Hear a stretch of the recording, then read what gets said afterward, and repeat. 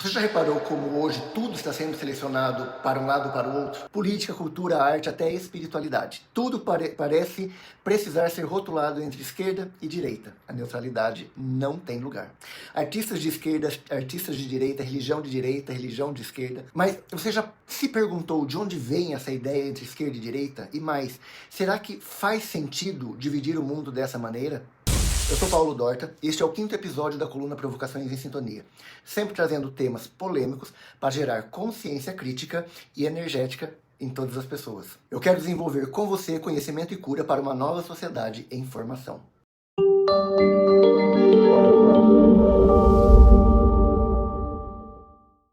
E por que eu acredito que esse tema é importante? Ele é importante porque essas duas frequências estão determinando a nossa forma de pensar. Importa porque não se trata apenas de política partidária. Importa porque trata-se do campo vibracional que está nos determinando. Importa porque define quem é melhor e quem é pior, quem ganha voz e quem é silenciado. Isso dependendo de quem está no poder. E é exatamente aqui que começa o problema vibracional, porque o que deveria ser apenas diferença de pensamento virou diferença de valor. E quando começamos a medir o valor do outro pelas ideias que ele defende, deixamos de enxergar a pessoa, o ser, e passamos somente a ver o rótulo. E todo rótulo é um atalho para o julgamento. E todo julgamento é uma forma de afastamento. Vou trazer um pouco de como surgiu essa história de esquerda e direita. Esse conceito de esquerda e direita nasceu há mais de 2 séculos, lá na Revolução Francesa, e não nas últimas eleições. Naquela época existia a monarquia e havia quem queria o fim da monarquia e quem queria a manutenção da monarquia, manter tudo como estava.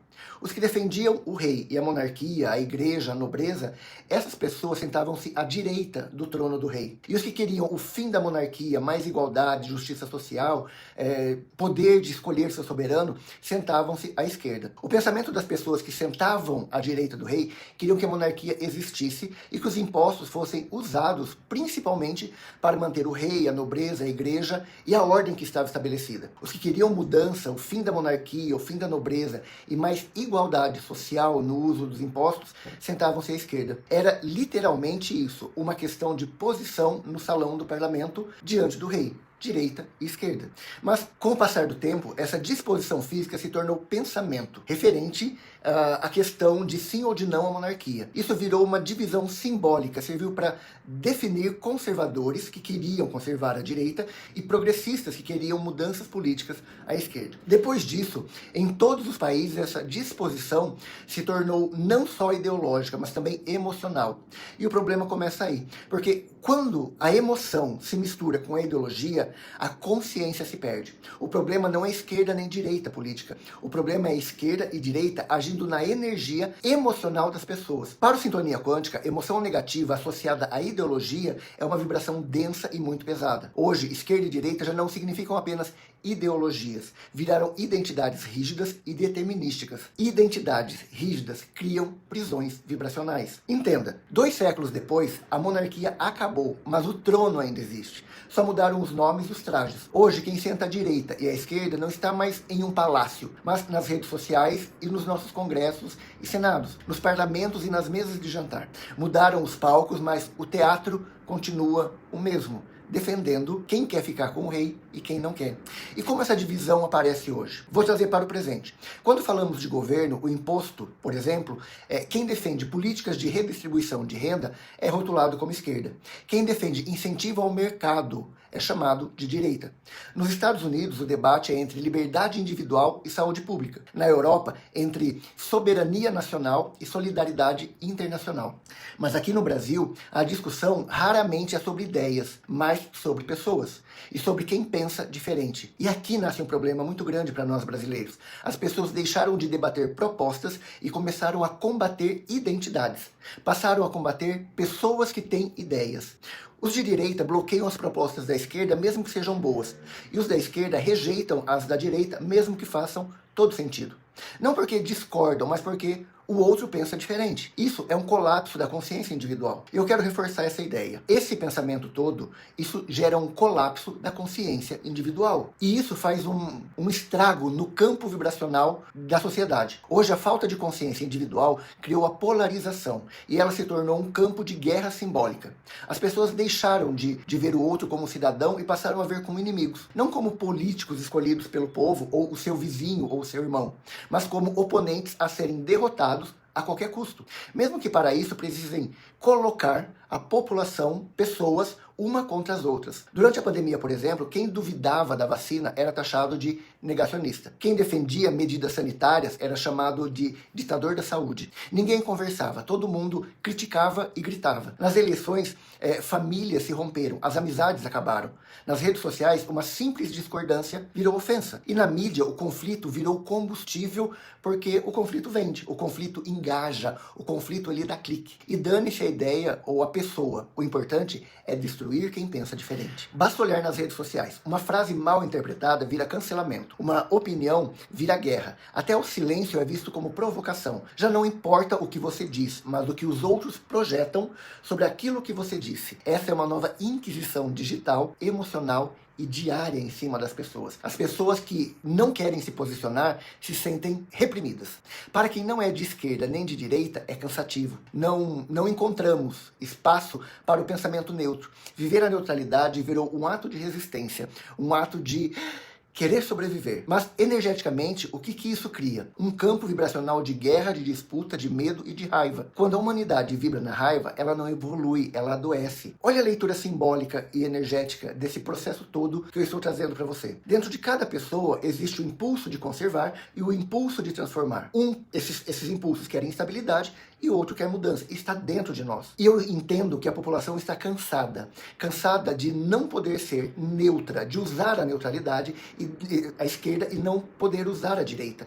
Cansada de não ver as suas demandas resolvidas. Cansada de sentir que a monarquia acabou há 200 anos e a sociedade mudou, mas a Revolução Francesa continua acontecendo ano após ano dentro dos parlamentos e dentro de nós. Esquerdistas e direitistas e progressistas e conservadores, os dois são legítimos. Mas quando entram em guerra, a sociedade se fragmenta. Eu que não sou de esquerda e nem de direita me sinto fragmentado. Eu não tenho voz. Eu que concordo e discordo com aspectos dos dois lados, também me sinto dividido. Eu que busco o caminho do meio, não encontro quem me represente neste mundo moderno e distante da Revolução Francesa. E é justamente neste vazio que o campo energético se enfraquece. Porque quando não é coerência entre o que pensamos e o que sentimos, a energia se dispersa. A polarização política é, antes de tudo, uma polarização da alma. O eu dividido entre o desejo de pertencer e o medo de ser rejeitado. Quando o campo coletivo vibra no choque, a consciência se estreita, ela diminui.